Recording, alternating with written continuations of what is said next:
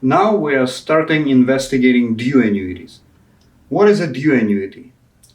Well, I remind you that due annuity is a kind of annuity in which payments are in the beginning of each interval. Okay, so let's consider this example. In this example, we have 10 years timeline, and in the beginning of each time interval, in this case, each time interval is 1 year. So in this particular annuity, we have payments every year.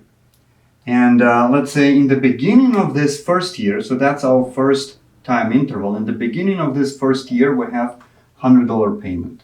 Then in the beginning of the second year, so that's first period, second period. In the beginning of this second period, we have this payment $100 happening. And so it will go.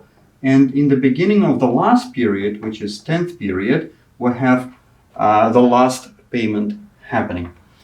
Absolutely important is to notice that this due annuity is actually over at the end of 10 years. Even though there is no payment happening at the end of 10 years, but this annuity is over at the end of 10 years because the last payment, which will be at the end of 9 years, that last payment actually belongs to this last time period and covers that time period. So annuity is over at the end of 10 years despite the fact that there is no payment here.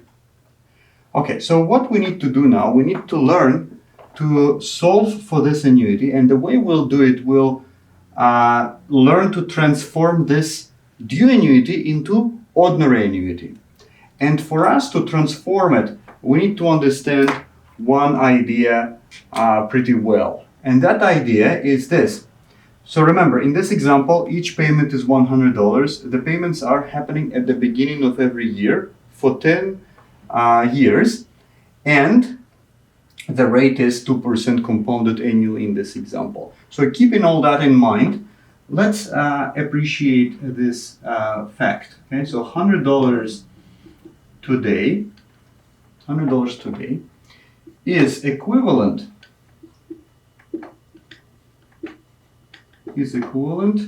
to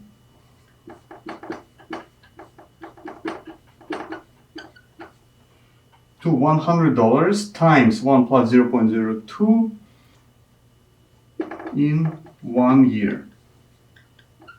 Okay. So $100 today is equivalent to 100 times 1 plus 0.02 in 1 year. But let's discuss it and let's understand why it is the case. Well, what is this thing here? You will notice that if you remember this formula, right? Present value 1 plus I, what is this? That will give you future value, right? Future value. So what I have written here, that's the future value of $100 after 1 year, because 2% here is the rate compounded annually, so one period is 1 year, and what is written here, it's 102% of $100. So $102 after 1 year is your today's payment together with $2 interest, which has accrued over 1 year. Now, when I say equivalent, what do I mean by this? I mean that you should not really care in business, you shouldn't care whether to receive $100 today or to receive $102 1 year from today, if that is the rate, if the rate is 2% compounded annually. Why you shouldn't care? Because if somebody gives you $100 today, but you need that $102 actually a year from today, all you can do is to invest this $100 for 1 year and you will get what you need, which is $102 a year from today.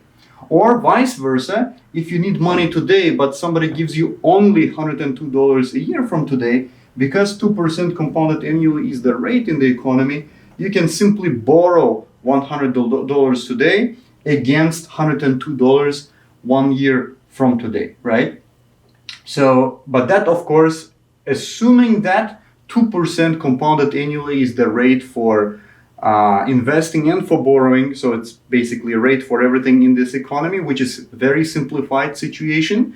But in our course, we deal with these kind of, more simplified models where there is no difference between borrowing and investing.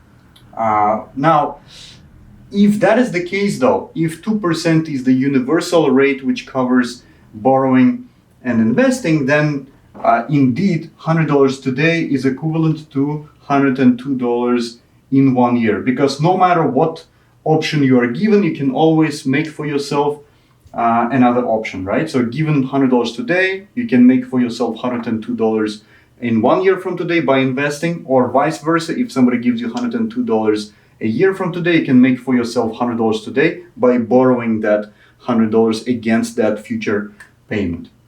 Okay, so if that is the case, so what you really can do, you can now invest every payment in this due annuity for 1 period, and you will receive an ordinary annuity. So let me try to draw here another timeline. So with the same times, so we have $100 here, then plus 1 year. No, wait, sorry,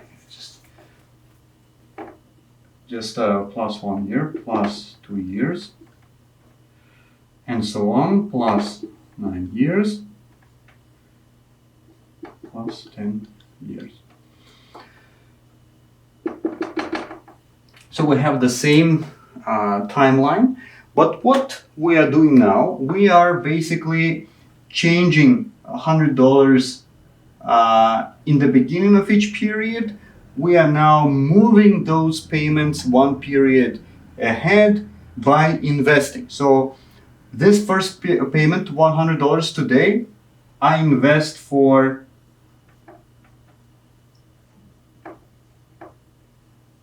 I invest for 1 year, right? So 1 year from now, this $100 will be 100, 1 plus 0.02.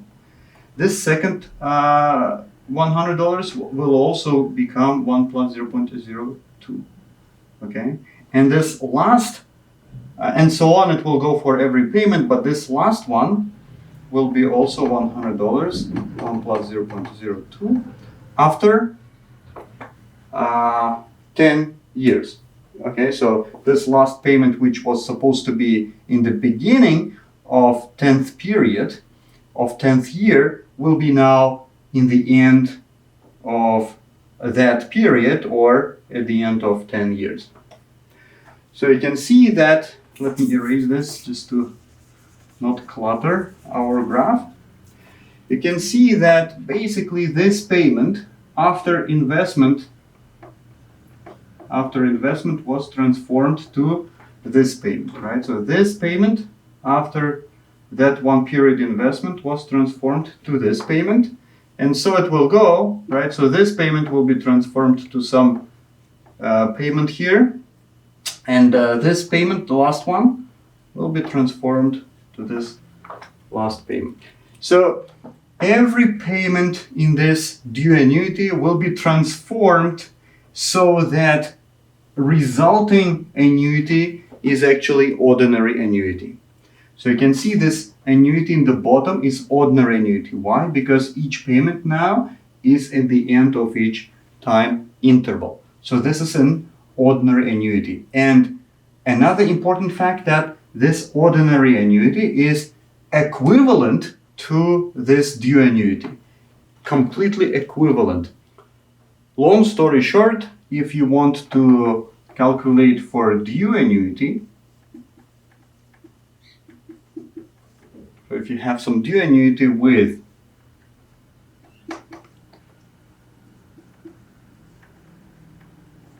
payment PMT, if you want, for example, future value of that due annuity, all you need to do is calculate future value as though you find that future value for ordinary annuity, but then you will be multiplying by 1 plus I. This fact is connected with the idea that each payment will be modified by multiplication, which will move each payment one period ahead. So that will be the formula for due annuity, for future value of the due annuity. You simply solve it as though it is an ordinary annuity, but then you multiply by 1 plus I. But even if you didn't completely understand all this story behind why this due annuity is computed this way, you can still use this formula to compute this future value, remembering that when the annuity is due, multiplying by 1 plus I. Now the same thing,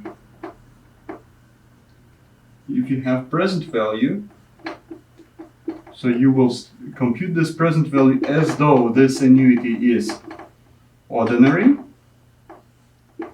and then you will multiply by 1 plus I, right? So that will be the formula for present value of due annuity. Okay, so this will be our first example to consider a due annuity. Now, how do we know this is a due annuity? Let me first read this example. Jonathan deposited $200 at the beginning of every month into an account earning 3% compounded monthly. How much did he save at the end of 5 years? So how do we know this annuity is due annuity? So you see, Jonathan deposited $200 at the beginning of every month into an account, right? So in the beginning of every month, so this makes annuity due. Now, also we will notice that this annuity is simple, right? So because Jonathan deposited every month and the rate is compounded monthly. So that makes annuity simple. So what we have here is simple due annuity. Simple due annuity. Okay, we already know that in order for us to calculate for due annuity, all we need really to do is to calculate as though, to treat this annuity as though it is an ordinary annuity, but then we should modify that calculation by multiplying by 1 plus I. So let's see how we should do this. So in this problem, we need to find future value. And future value in this case will be 200, right? So that's your payment. 1 plus, so in this case, our rate is 0.03. Let me erase this. 0.03 divided by 12. 12 times 5 minus 1. And then we'll divide by 0.03 divided by 12.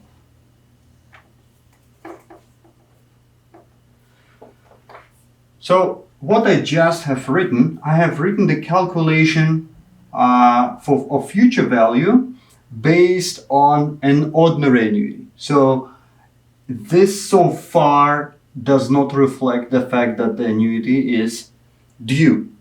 Now, to make this calculation valid for due annuity, you will need also to multiply this calculation by this factor. So you multiply that by 1 plus 0.03 divided by 12. And that will be the calculation for due annuity. As you can see, if you already know how to calculate for ordinary annuity, it should not be a big deal for you to calculate for due annuity.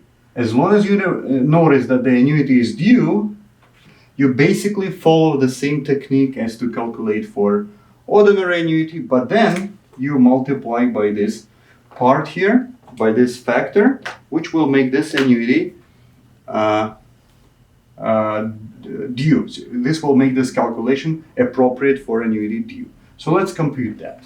So the result is 12,961.67.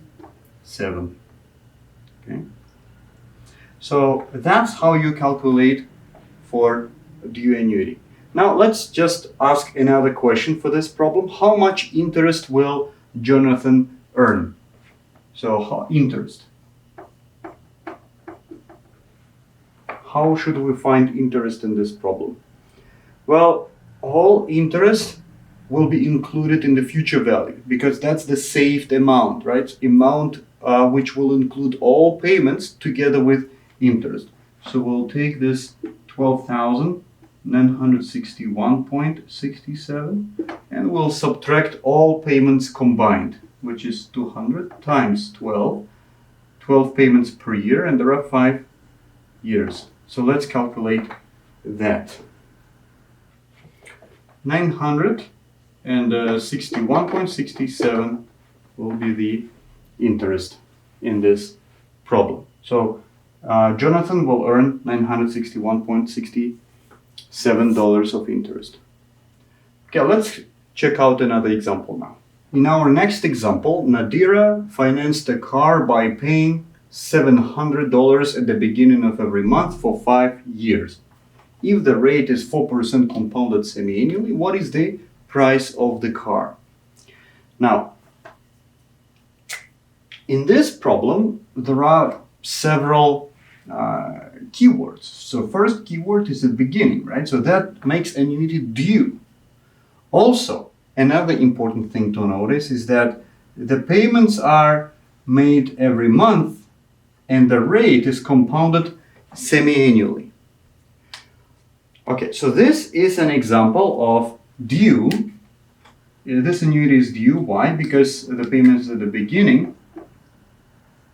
And also, this is a general annuity because the payments are made every month and the rate is compounded semi-annually, right? 2 times per year for the rate compounding and 12 payments per year for payment frequency. So 12 is not 2, therefore it's a general annuity. So this is due general annuity, which will require us to do several things to solve this. First thing we should do, we should modify this general annuity to make it simple annuity. And once we do that, then we can proceed and deal with it, modifying each payment by multiplication by 1 plus I, or in other words, multiplying the whole present value in this case by 1 plus I. So let's see how this will work. So first thing we need to do is to convert the rate, right? So we need to find I2. I2 in this case will be found by modifying this rate 4%. So 4% compounded semi-annually, so that's a periodic rate for that. So for 0.04 divided by 2. So then we have 2 over 12 because we want to make that rate monthly compounded. The payments are every month, so we want to make that rate compounded monthly. So let's find this I2. This I2 is 0.003305889. So that's I2. So the next part will be for us to solve this now simple annuity. Yes, this annuity in the beginning was general, but I remind you that after we change this 4% compounded semi-annually into a rate which is compounded monthly, which is this one. So this is a rate per month, compounded monthly, right? So this rate is per month, compounded monthly now. With this rate, annuity is simple. So now we should solve for simple annuity. But also we need to keep in mind that's a due annuity, which means that we need to find present value now, which is 700, 1 minus 1 plus I2 minus, so the payments are made every month times 5 for 5 years. We divide by I2. And an important part is that you should not forget this annuity is due, so we'll be multiplying also by 1 plus I2 because that annuity is due. So we modify this present value by this factor. Okay, we always multiply by this factor if the annuity is due. So now we need to calculate that. So my calculation gives 38,165.79. So that's the price of the car. Once again, we did two things. First thing we did was finding I2 because this is a general annuity, so we changed the rate. And second thing we did, we multiplied by 1 plus I2 to account for due annuity. Okay, also let's find interest for this problem. What is the interest amount paid for this car? In this case, you should realize that, let me erase this now, because we already don't need that. We only will leave this price of the car. So interest for this problem will be this. You see, the loan is in the beginning and all payments are later. So all your payments will include the interest. Therefore, you take all your payments combined, and from there you will be subtracting that price of the car. So what that means is that all your payments contain interest. From there, therefore you to find interest, you start from all your payments combined, from where you subtract the price of the car. Okay, so this will be 3,834.21. Okay, so that's how we solve this kind of problem with due annuity. These examples so far have shown us how we can make decisions when we solve for any kind of annuity. So I remind you that when you have an annuity, right, our decision-making tree, which we began already to build in our previous class, so this annuity can be either general or it can be simple. So when you have a general annuity, we already learned the technique that you just need to find I2, right? So as soon as you find I2, that general annuity becomes simple annuity. That's pretty straightforward. So there is no more general annuity after you find I2. And you are back into simple annuity. Now, that simple annuity can still be either due or it can be ordinary. Now, we already have seen that if that annuity appears to be due, all you need to do really is to modify your solution by multiplying by 1 plus I, right? So I'll write it like this, times 1 plus I, okay? So this means times, so which just shows that you need to multiply by 1 plus I, and basically that a due annuity will become ordinary annuity. Okay, so that's a simplified version of that decision-making process. And after you after you make all the modifications and make your annuity simple ordinary, because essentially after all these modifications, your annuity will become simple and ordinary. That's why simple and ordinary is actually the major type of annuity. After that, you basically look for present value and future value, right? Maybe just here a little bit more clear. We'll just do like this: payment 1 plus I. So because we essentially modify each payment by multiplying it by 1 plus I, right? So payment becomes 1 plus I. With that new payment, this annuity will be simple ordinary. And then you can find your future value and present value. Let's take a look at this problem. Aniko invested $3,000 at the beginning of every 6 months. Her last payment was 6 years and 6 months from now. Then she left the money to accumulate interest for 3.5 more years. How much money will she accumulate at the end of 10 years? And the rate is 2.6% compounded daily. So this is the problem where lots of students can get confused, and we need to really go and investigate this problem pretty closely. Okay.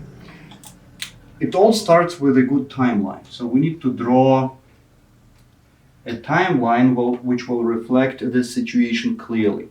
So everything starts today, right? So today there is a first payment, $3,000 that Aniko makes. So then plus 6 months, 6 months in the future, Aniko will make another $3,000 payment. So the problem says that Aniko will make her last payment, so it will be continuing. The last payment will be 6.5 years into the future, right? So that will be the last payment. Let me put here also plus 7-year mark, and then I also will put here plus 10-year mark. Okay, according to the problem, as soon as Aniko makes that last payment, which is 6 years and 6 months into the future, as soon as she makes that last payment, she leaves the money in the account for 3.5 more years, right? So the question is, how much money will be at the end of 10 years? Okay, so very crucial now, very crucial. What we need to do to solve for this problem is that we need to realize this annuity is a due annuity.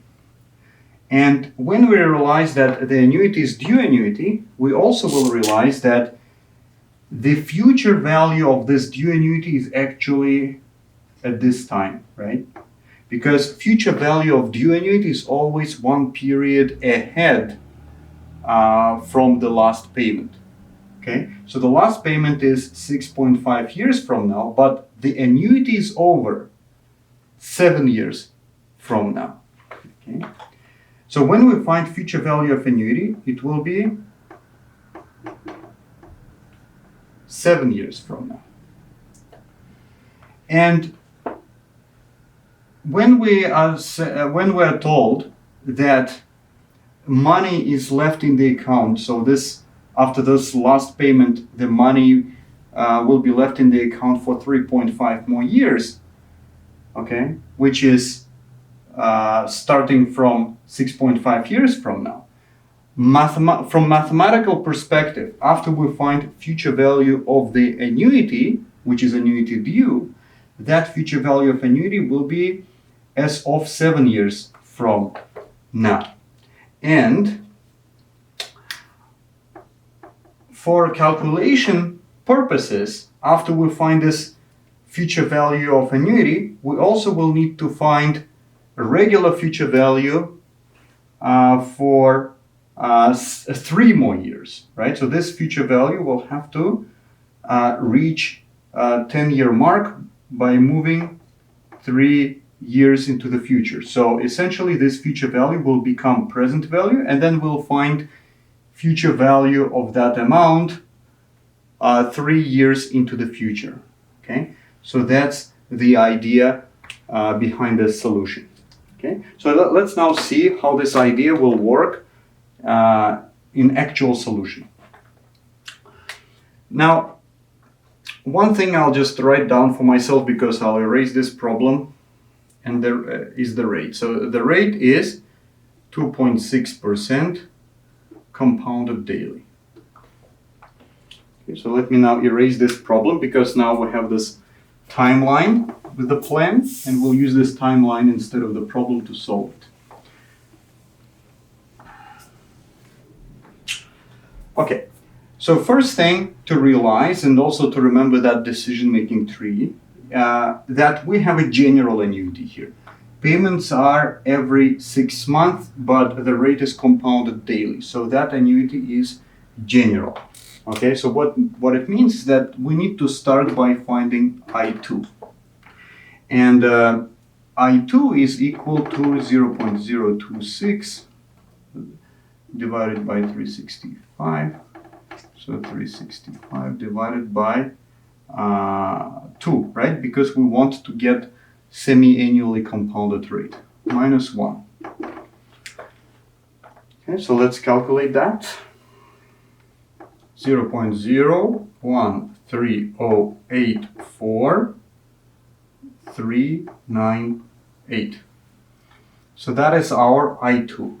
With this I2, annuity becomes simple. So we have executed that first process in our decision-making tree. We made annuity simple with this rate. Now, this annuity is due because the payments are in the beginning of each time interval. So what we need to do is to find future value of this due annuity. How do we do this? Well, the payment is $3,000. 1 plus I2. How many periods? How many periods are there? So we have 2 payments per year, right? And we have to multiply that by 7. Why? Because in reality, from the position of due annuity, there are 7 years here, right? Or in other words, there are 7 payments happening, right? So the first payment is happening today, right? And in total, there are 7 payments. So times 7 minus 1, we divide by I2. And then because that annuity is due, we also multiply by 1 plus I2. Okay. Now, let's calculate this. Calculation gives 46,364.71849. I am not rounding anything so far because I'm not really done yet. Okay. So let's realize that this future value which we calculated future value of due annuity. This due annuity had 7 payments and it was over 7 years from now, right? So that when this annuity was over, and that's why this future value that we found, it is valid 7 years from now. So which means that Aniko could check her account 7 years from now and she would see this amount in that account. Okay. Now, Aniko left money to accumulate more interest for 3.5 more years after her last payment. And her last payment was 6.5 years behind. But that last payment actually belonged to the last period of the annuity. And speaking about future value of annuity due, that future value will be plus 7 years from now. So, our last stage will be finding future value of this amount for 3 more years to find how much that amount will be 10 years from now. Okay, so that will be our next process. So let's call this future value star, so modified future value. Okay, so this future value star will be based on a regular formula for future value. So let me remind you this formula. So we know this regular formula for finding future value under compound rate. So that's the formula I'm going to use now.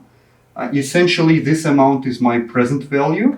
So I'll take this amount, 46,364.71849, and that will be invested at, by the way, it doesn't matter if I use now I2 or if I use this original rate, because now it's not annuity, and it doesn't matter because this original rate and I2 there, this original rate,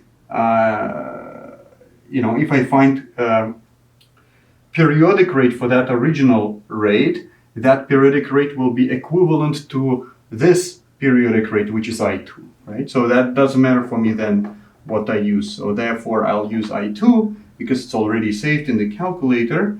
And this rate I2 is compounded semi-annually, right? So 2 times 3, so 2 times per year, and there are 3 years. So now I will be computing that.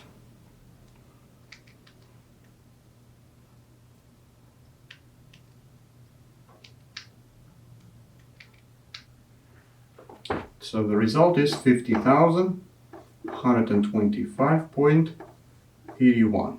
So that will be the amount Nico will have at the end of 10 years. So that's how we solve this problem. Once again, a lot of students would make a mistake here because they would be confused between, like, why is it that the problem says Nico leaves the account for 3.5 years, but why is it that we actually find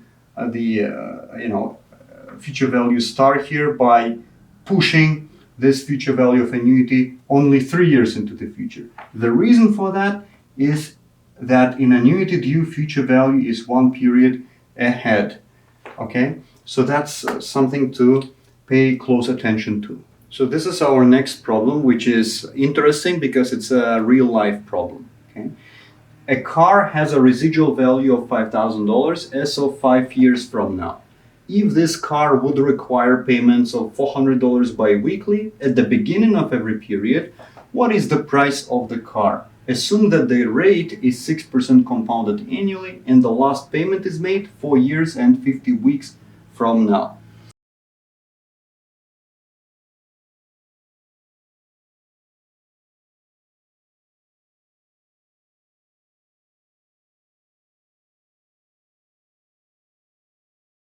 If I draw a timeline right now, okay, so somewhere plus 5 years from now, I know that that car will be worth $5,000. Excellent. So now another thing to note is that our payments are bi-weekly and made at the beginning of every period, right? So at the beginning of every 2 weeks, which makes this annuity due annuity. Also, we need to notice that that due annuity will be actually over 5 years from now. Of course, the payments start today, so this is time 0. Our first payment will be made today towards that car. Then also we have another payment plus 2 weeks, another payment $400, then plus 4 weeks, another payment $400, and so on, right? So this is 4 weeks. And so it will go until our last payment here, which is 2 weeks short of 5 years. Now, this annuity is also general. Why? Because the rate is compounded annually, but payments are bi-weekly. So we have a due general annuity here. And the question is about how much money the car is worth today. So what we want to find out is how much money the car is today, right? So in order to find that out, we need to remember that our car will be worth $5,000 5 years from today. If I want to incorporate this $5,000 into the calculation of my price of the car, I have to find present value of that $5,000. Now let's proceed to the solution. Let's proceed to the implementation of this idea. Okay, so first we find I2, because that's a general annuity. In order to find I2, so I find it's 6% here, which is our rate compounded annually, 1 over 26, because there are 26 bi-weekly periods in a year, minus 1. So let me calculate that. 0.0022, 0.00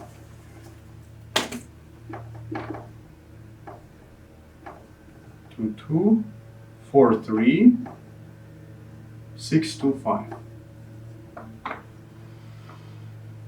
Okay, so that's I2. Now this rate is a rate per every 2 weeks and also compounded bi-weekly. That's the kind of rate it is.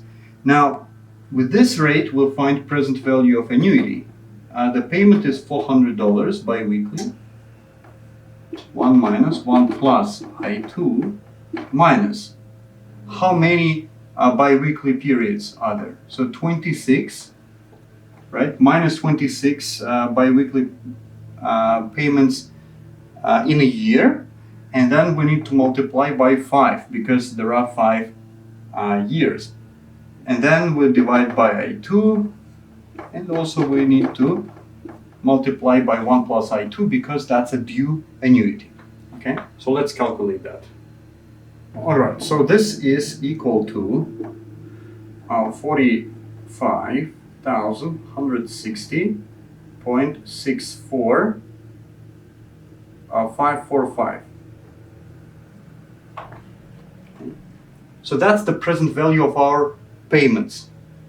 And then we need also to find present value of this $5,000, because that's the residual value. That's also part of the value of the car, right? So then this $5,000, this present value is just, it's not an annuity, it's a regular present value, which I find, so 26 bi-weekly periods in a year, there are 5 years. And once again, you could use, original rate compounded annually here, or you can use this rate. Well, in this case, actually, it seems that even though it's the same, it will be a little bit easier. And just to make a point, I'll this time use this rate. Right, so that's a little bit more straightforward and a little bit more direct to use this rate. But these rates are equivalent, so we could use both rates to compute that. So this will be 3,736.290,864. Now, what is the price of the car? Is this part? So car price will be present value plus present value of 5,000. So present value of annuity plus present value of the residual value, which is 50,101.01. So that is the price of the car. Okay. Again, another problem, another interesting situation. In this case, once again, maybe I should clarify what happened here. Basically, think about this problem maybe from a different light. Okay, so you come to dealership, you want a car, and the dealership will basically give you a loan. Okay, so how do you pay for that loan? You can pay for that loan by paying your annuity payments in the beginning of every 2 weeks. Okay, and also there will be a residual value of that car. So if you took that loan today, you still need to pay $5,000 at the end, because that will be the value of the car at the end of 5 years. And if you want to know how much that car price is, that will be all your annuity payments as of today, and also it will be the value of that residual value today, right? So all that combined represents all that loan amount that would cover the whole car price.